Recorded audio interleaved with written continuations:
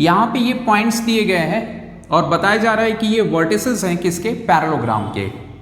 अब आपको वैल्यू बतानी है ए और बी कुछ इस तरीके से।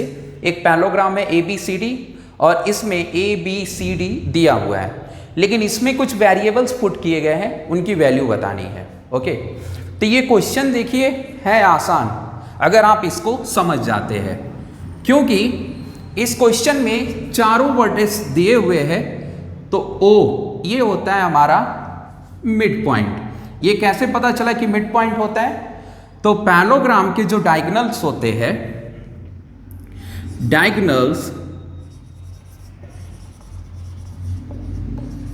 Of parallelogram bisect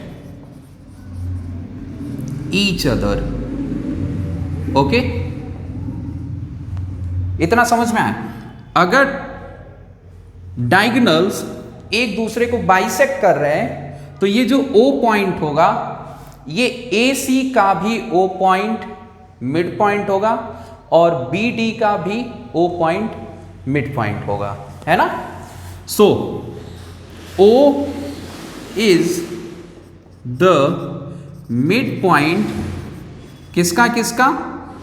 so mid point of AC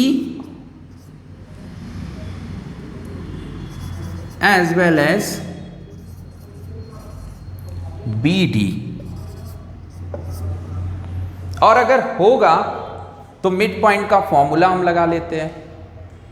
और मिड पॉइंट का फॉर्मूला क्या होता है?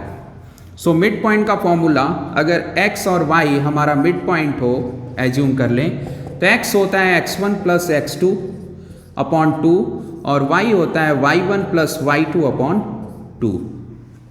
और दोनों का मिड पॉइंट क्या होगा? सेम। तो दोनों को हम इक्वल भी लिख सकते हैं। तो पहले मिड पॉइंट हम किसका लिखते हैं? AC का, और AC का मिड पॉइंट होगा ये x1 x2। तो -2 plus 4 upon 2 comma y1 -1 plus b -1 plus b upon 2। ये मिड पॉइंट हो गया किसका? AC का। अब इक्वल टू BD का भी मिड पॉइंट, तो BD का भी वैसे ही x1 प्लस x2 यानी A प्लस 1 अपॉन 2 और 0 प्लस 2 अपॉन 2 हुआ। अब इसको सॉल्व करिए, क्या आएगा? ये आ जाएगा आपका -2 प्लस 4 यानी 2 अपॉन 2। और ये तो कुछ नहीं, ऐसे ही रहने दीजिए क्योंकि एक वेरिएबल है, इसमें काट भी सकते हैं इसे, और इधर वेरिएबल है तो ऐसे ही छोड़ दीजिए। और इधर 2 अपॉन 2 तो ये भी 1 ही होगा। इतना समझ में आया? अब इसके साथ इसको और इसके साथ इसको रिलेट करिए, इक्वेट या रिलेट।